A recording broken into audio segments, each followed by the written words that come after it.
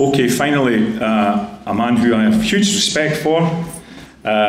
He does things in Scotland. He makes things happen. He was a brilliant. He was there at the start of the Sunday Herald and took it to even greater heights when he was there.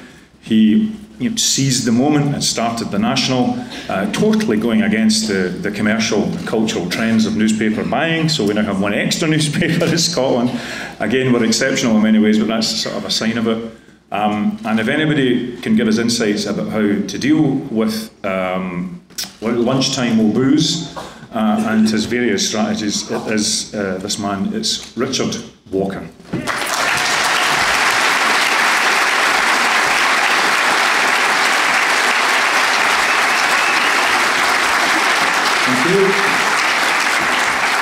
Thank you very much, friends.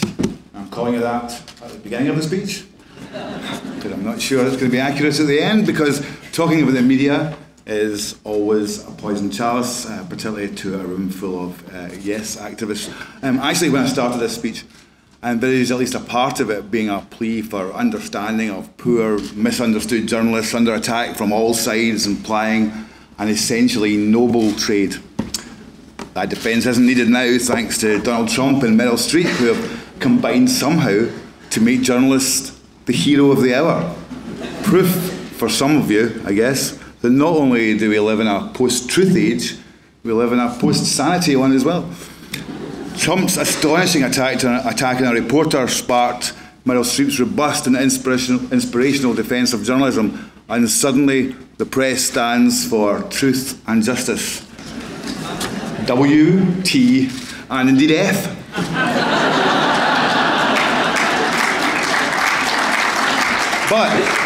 But those of us of a progressive mindset should be standing shoulder to shoulder with what Meryl Streep described as the principled press against the bullying and intimidation of a president-elect who has to pay people to cheer at his press conferences to disguise the fact that he's talking evil claptrap.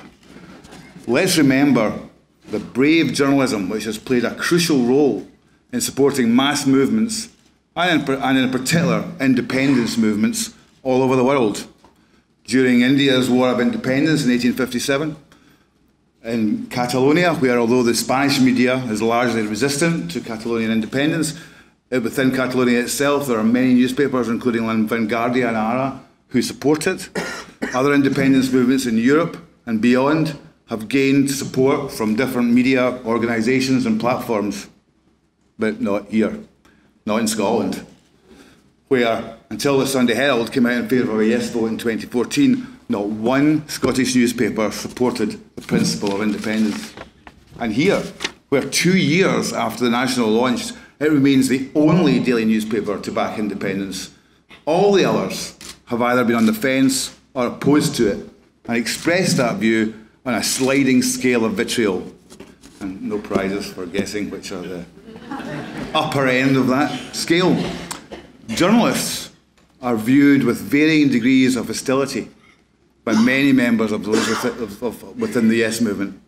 They're accused of bias, of failing to rigorously challenge the crazy scare stories of Better Together's Project Fear, of being either poisonous or useless, or, if they work for the BBC, even worse.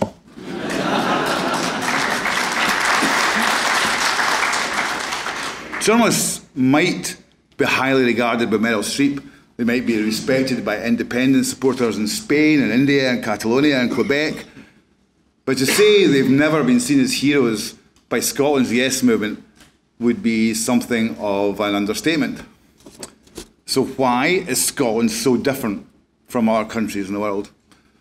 To be honest, it would take a great deal of time that we don't have to discuss exactly those reasons and to list them all. But let's say one thing. It can't be because of that we believe Scotland stands at least the equal of any nation in the world in every field of endeavour apart from journalism. That just doesn't make sense. Now, I'm one of the first to admit that the attitude of much of the Scottish media and the coverage of independence in 2014 really pissed me off.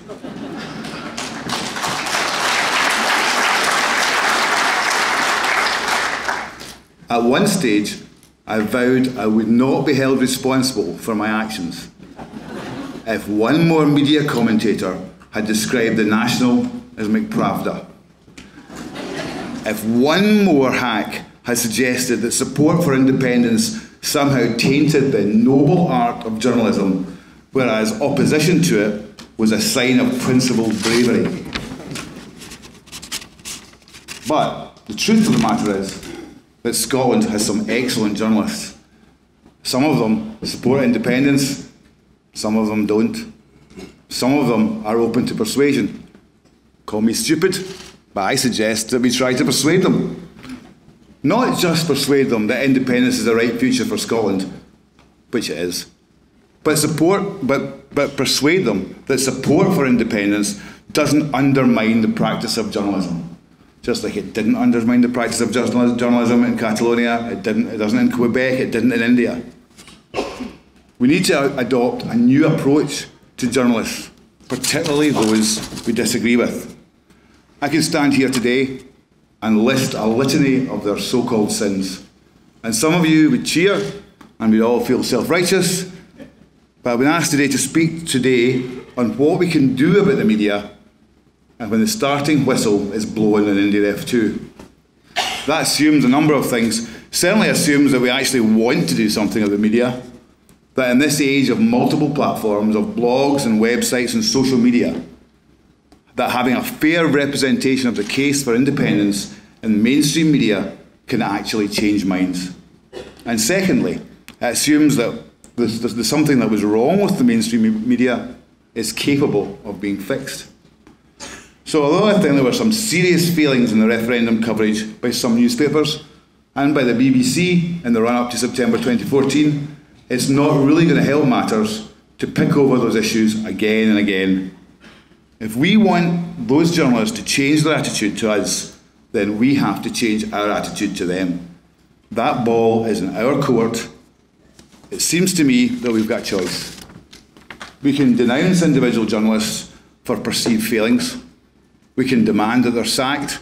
We can rejoice in the travails of a Scottish media facing unprecedented upheaval and financial pressures. And don't underestimate those problems for the media. Their staffing has been slashed, resources are cut. I'm not expecting you to shed any tears for this, but it's a hard life in the Scottish media currently.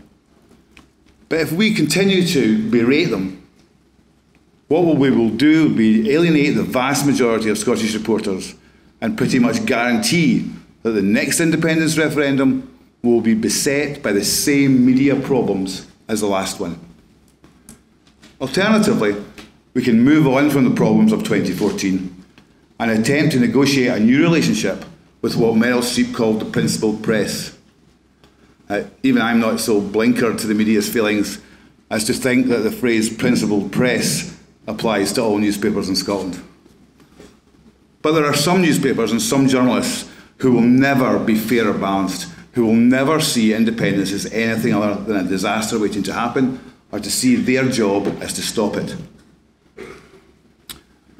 Stuart mentioned getting on the front foot with the media. He's right.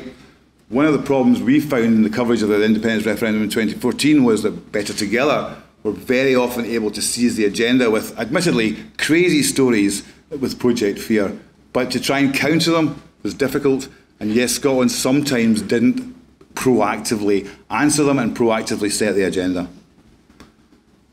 There are journalists now who are trying to define what balance means in an independence referendum, how to differentiate facts from wild opinions and propaganda, how to be fair.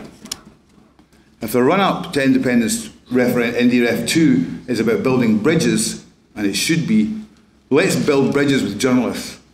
I've seen reporters move from being generally supportive of the Yes campaign to hostility because they feel continually under fire from a minority of independent supporters on social media for whom any criticism of the SNP or pro-Indy arguments is simply not acceptable.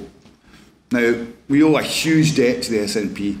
We would never be where we are today without the SNP. We would never be anywhere near getting the independence.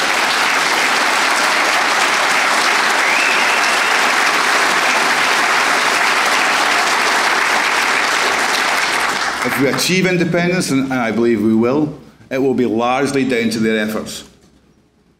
But a position where the SNP is beyond criticism in the media is not compatible with how we would define journalism. So yes, we have to call out inaccurate reports in the media. Yes, we have to draw attention to misinformation, and yes, we have to counter misleading half-truths with the full facts. We have to do so with respect and without ever resorting to personal abuse. That's not just to be nice, it's to be smart. If you want to change behaviour and change relationships and change minds, you have to change the way we react to journalism. If the next independence campaign is all about changing no supporters to yes, and it is, in media terms, it's about changing hostile, suspicious journalists into ones who are prepared or even want to give the case for independence a fair crack of the whip. And fair means acknowledging that the journalist's role of holding power to account means, in Scotland, holding the SNP to account. They are in a strange position of being a party working to achieve radical anti-establishment change for the country, while at the same time running Scotland to a large extent. So let's stop berating journalists, whether in print, radio or television, for tough questioning of government ministers. That's their job. Honestly, SNP ministers are strong enough to handle it. Criticising journalists who adopt a robust approach to interviewing politicians makes us look weak and short of confidence. We have an undeniable case for independence. We have the arguments to carry the day. We don't need a supine, compliant media to convince people of the merits of a case which will withstand the most rigorous questioning. Just bring it on. If holding people to account sometimes means stupid stories about non-existent so-called scandals, that's the price of being in power. It's still a price worth paying. Now, I'd love to promise that adopting a warmer, less strident approach to even those journalists seeming determined to portray the SNP as only slightly more acceptable than Pol Pot, I can't promise that that attitude will change.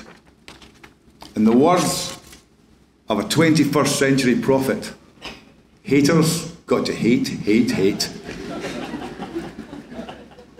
Being pleasant and respectful won't guarantee that we'll be creating an improved relationship and better, more supportive coverage. But remaining hostile will guarantee that we won't. Let's face it, anything that wins converts to the yes argument is worth it. Mainstream media still matters, even in an age of pro-indie bloggers and websites and social media. It matters because it's a way of reaching those not already on side. It matters because it still, to a large extent, dictates the agenda on TV and radio. It's a way of changing minds and of changing allegiances.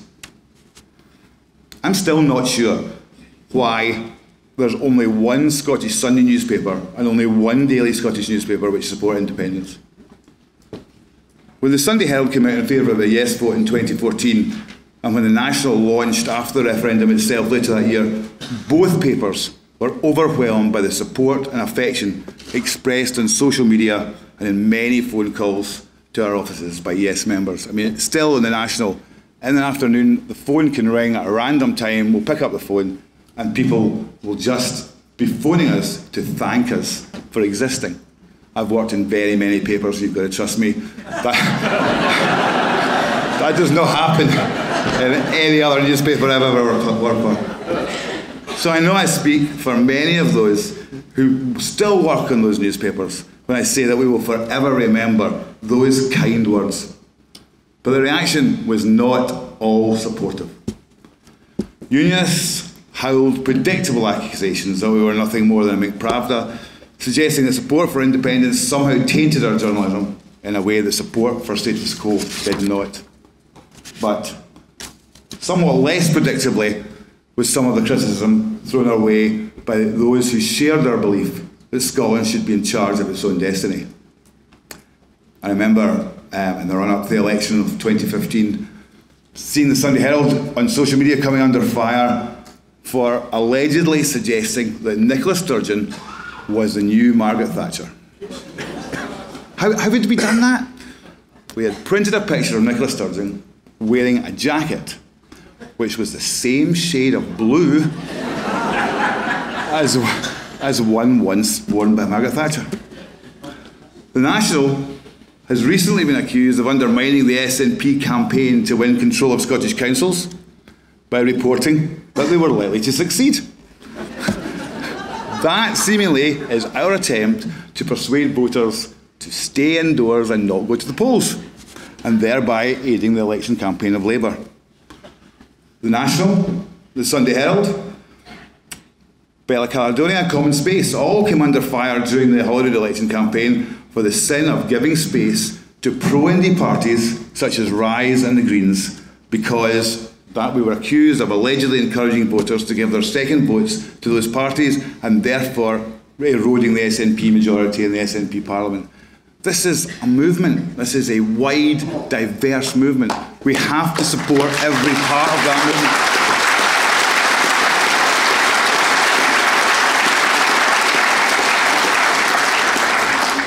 To be honest, I'm not madly bothered with such criticism. I mean, even criticism from within the Yes movement, we're big enough to take it, honestly, and people are entitled to their views and entitled to express them.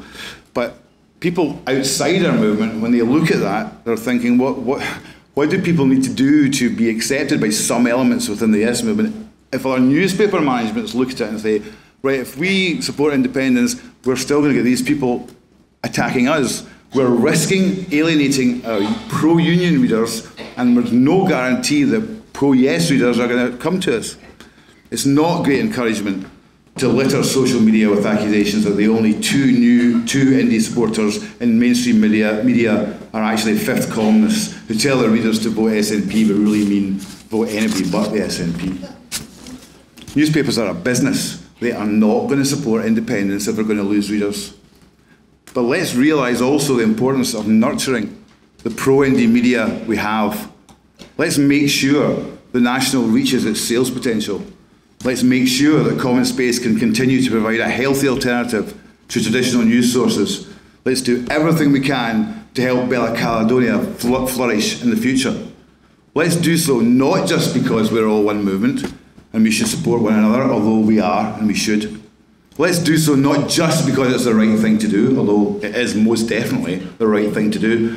Let's do so to send a message to other media publishers. Let's tell them that there's more than a moral and just case for supporting independence. There's a sound business case too. And let's do that, because right now everything is about changing people's minds, about persuading them to change sides, about making the switch from no to yes. And so it's important that as well as supporting and nurturing our own media, our old and new, we have to make sure we're not just talking to ourselves. I'm a National man. I mean, I'm National man through and through. I launched the paper. I love it still. The team that creates it is an amazing, fantastic team. But I have to hope that in IndieRef2, other newspapers make the leap from no to yes. I'm pretty certain that some newspapers will adopt a very different line in IndieRef2 than they did in 2014. Daily Record seems to be making a habit of urging Nicola Sturgeon to call a second independence referendum every second week.